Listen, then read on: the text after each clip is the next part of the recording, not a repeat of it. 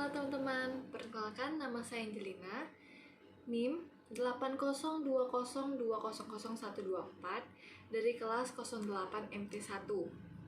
Pertama, saya akan membahas materi mengenai fungsi dan ragam bahasa.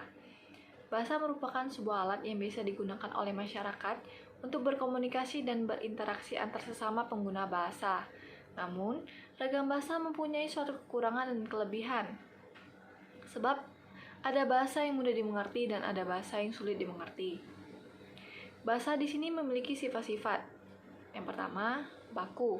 Baku di sini maksudnya adalah sebuah kata yang digunakan sudah sesuai dengan pedoman atau kaidah bahasa yang sudah ditentukan. Kedua, denotatif. Denotatif adalah istilah yang digunakan haruslah bermakna lugas, bukan konotatif dan tidak bermakna ganda. Ketiga, berkomunikasi dengan pikiran, bukan perasaan. Berkomunikasi dengan lebih bersifat tenang, jelas, tidak berlebih-lebihan, dan tidak emosional. Yang keempat, kohesif. Kohesif adalah keterpaduan bentuk. Yang kelima, koheren. Koheren adalah keterpaduan makna. Yang keenam, mengutamakan kalimat pasif. Ketujuh, konsisten. Yang kedelapan, logis atau dapat diterima oleh akal. Yang kesembilan, efektif. Dan yang terakhir, kuantitatif atau dapat diukur secara pasti.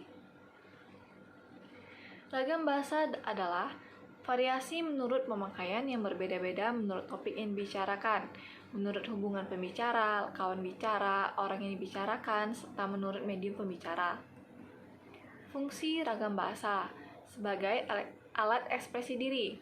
Tanpa bahasa, kita tidak memiliki media untuk mengungkapkan isi hati. Yang kedua, alat komunikasi.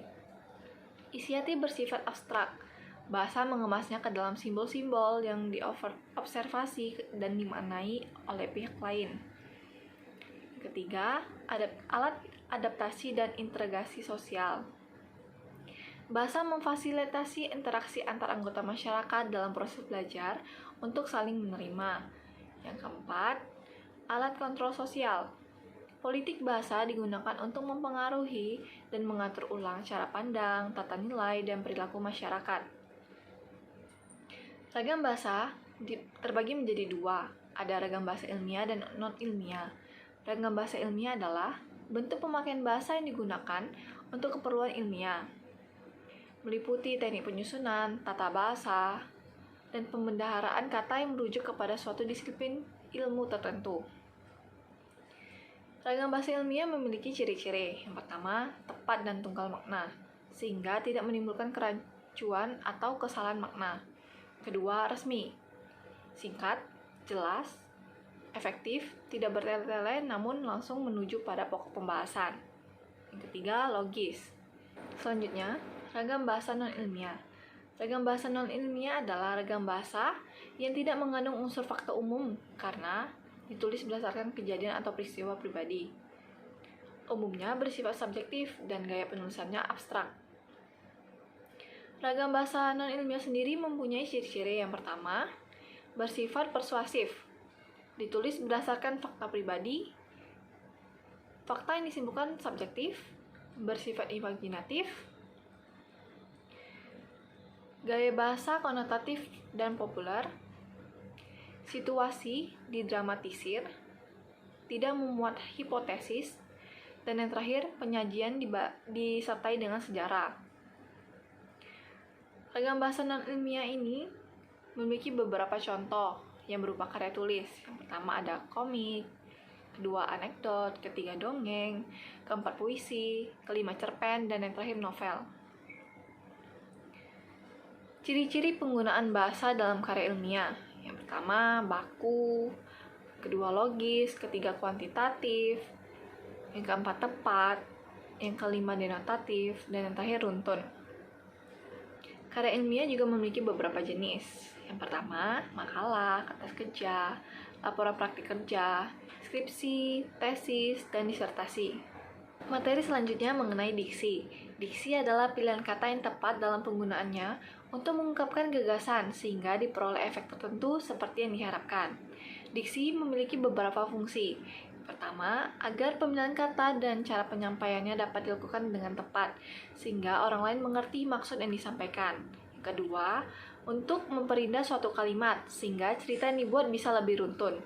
Yang ketiga, mengantisipasi terjadinya tafsiran yang berbeda antara penyampai kalimat dengan penerimanya. Dan yang terakhir, membuat komunikasi terjalin efektif dan efisien.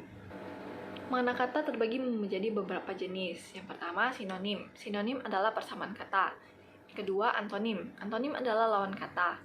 Yang ketiga, homonim. Homonim adalah lafal dan ejaan yang sama, namun memiliki arti yang berbeda. Keempat, homofon. Homofon adalah lafal yang sama, tetapi ejaan dan arti berbeda. Yang kelima, homograf. Homograf adalah ejaan yang sama, tapi lafal dan arti berbeda. Yang keenam, polisemi. Polisemi adalah lafal dan ejaan yang sama, tapi memiliki banyak arti. Yang terakhir, hipernim dan hiponim adalah satu kata yang mewakili banyak hal. Relasi makna adalah hubungan sematik yang terdapat antara satuan bahasa dengan satuan bahasa lainnya. Faktor penyebab perubahan makna. Yang pertama, perkembangan dalam ilmu dan teknologi. Contohnya, dulu kita menggunakan kapal untuk bepergian. Itu pada zaman dulu. Sekarang, bisa dimaksudkan menjadi kapal terbang atau kapal uap. Yang kedua, perkembangan sosial dan budaya. Kata saudara biasanya diartikan sebagai keluarga. Namun, sekarang saudara bisa dikatakan sebagai teman dekat atau sahabat. Ketiga, adanya asosiasi. Contohnya, suaranya sedap didengar. Selanjutnya, idiom. Idiom adalah ungkapan bahasa yang artinya secara tidak langsung dijabarkan. Contohnya, banting tulang. Banting tulang ini dimaksudkan sebagai bekerja keras. Yang kedua, gulung tikar. Gulung tikar ini dimaksudkan sebagai bangkrut. Ketiga, angkat kaki atau pergi. Dan keempat, buah bibir. Buah bibir atau topik pembicaraan. Dalam ungkapan idiomatik, unsurnya tidak dapat dihilangkan atau diganti. Misalnya, Menteri Dalam Negeri bertemu Presiden Jokowi. Itu adalah contoh kalimat yang salah. Yang benarnya, Menteri Dalam Negeri bertemu dengan Presiden Jokowi. Materi selanjutnya, saya akan membahas mengenai kalimat. Kalimat adalah satuan bahasa berupa kata atau rangkaian kata yang dapat berdiri sendiri dan menyatakan makna yang lengkap. Unsur-unsur dalam kalimat. Yang pertama ada subjek. Subjek ini adalah pelaku yang melakukan suatu tindakan dalam kalimat tersebut. Contohnya, aku, saya, mereka, dan lain sebagainya. Kedua, ada predikat. Predikat ini berfungsi untuk menyatakan kegiatan yang dilakukan oleh subjek di dalam kalimat dan biasanya berupa kata-kata kerja, baik transitif maupun intransitif. Contohnya, memakan, lari, menangis, ataupun bernyanyi. Selanjutnya, objek. Objek adalah pihak yang dikenai tindakan oleh subjek melalui predikat. Contohnya, uang dan tanaman. Pelengkap. Pelengkap ini adalah unsur kalimat yang melengkapi unsur-unsur lainnya, seperti subjek maupun objek. Keterangan. Keterangan ini terbagi menjadi beberapa. Yang pertama ada keterangan waktu. Contohnya, kemarin, besok, bulan lalu, 2 hari yang lalu, tahun depan, dan lain sebagainya.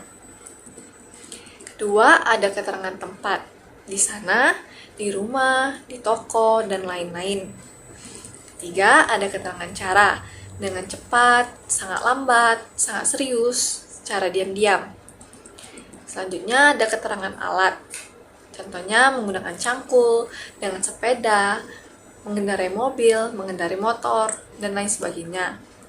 Selanjutnya, keterangan tujuan, supaya pintar, agar naik kelas, dan lain-lain. Selanjutnya, ada keterangan penyerta. Keterangan penyerta ini, contohnya bersama ibu, dengan ayah, berdua dengan kakak, berdua dengan adik, dan lain sebagainya. Selanjutnya, inti kalimat. Inti kalimat memiliki beberapa alur. Yang pertama, subjek, predikat, pelengkap. Kedua, subjek, predikat, objek. Dan yang terakhir, subjek dan predikat. Pola kalimat dasar. Yang pertama ada kalimat berpola SP yang P-nya merupakan verba. Kedua, kalimat berpola SP yang P-nya merupakan nomina. Yang ketiga, kalimat berpola SP yang P-nya merupakan adjektiva. Yang keempat, kalimat berpola SP pelengkap. Yang kelima, kalimat berpola SPO. Yang keenam, kalimat berpola SPK. Ketujuh, kalimat berpola SPOK. Dan yang terakhir, kalimat berpola SPO pel atau pelengkap. Jenis-jenis kalimat.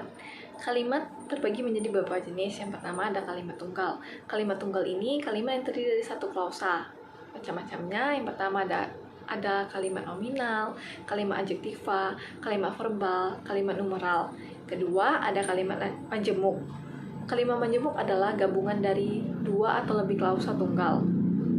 Memiliki beberapa macam. Yang pertama ada kalimat jemuk setara dan kalimat jemuk bertingkat. Ketiga, kalimat efektif. Kalimat efektif adalah kalimat yang memiliki kemampuan menimbulkan kembali gagasan pada diri pembaca atau pendengar. Ciri-ciri kalimat. Yang pertama ada kesepaduan struktur, yang kedua keparalelan bentuk, ketiga ketegasan makna, yang keempat kehematan kata, yang kelima kecermatan dan kesantunan, dan yang terakhir kepaduan makna. Materi selanjutnya mengenai paragraf. Paragraf adalah suatu tulisan yang memiliki tujuan atau ide. Awal paragraf biasanya ditandai dengan masuknya ke baris baru. Memiliki beberapa kriteria yang baik. Yang pertama ada kesatuan, kedua kelengkapan, dan yang terakhir kepaduan. Paragraf juga memiliki beberapa jenis. Yang pertama, paragraf pembuka, paragraf isi, paragraf penutup, dan paragraf penghubung. Kedua, ada paragraf berdasarkan letak gagasan utama. Pertama, ada paragraf deduktif, yang gagasan utamanya terletak di awal paragraf. Kedua, paragraf induktif, yang gagasan utamanya terletak di akhir paragraf. Dan yang terakhir, ada paragraf ineratif, yang gagasan utamanya terletak di tengah paragraf. Jenis-jenis paragraf berdasarkan bentuk penulisannya. Pertama ada paragraf narasi. Paragraf narasi bertujuan untuk menceritakan suatu hal atau suatu peristiwa. Kedua ada paragraf deskripsi, yang tujuannya untuk menggambarkan suatu objek yang secara detail dan terperinci. Ketiga ada paragraf eksposisi, yang tujuannya untuk menjelaskan atau memaparkan tentang sesuatu dengan tujuan untuk memberi informasi. Yang keempat, paragraf argumentasi. Paragraf argumentasi tujuannya untuk memaparkan atau mengungkapkan suatu ide, gagasan penulis, dan opini. Yang kelima, paragraf persuasif. Paragraf persuasif ini tujuannya untuk membujuk seseorang, pembaca ataupun pendengar untuk melakukan sesuatu yang dikehendaki oleh penulis. Baiklah, sekian yang dapat saya sampaikan. Saya ucapkan terima kasih.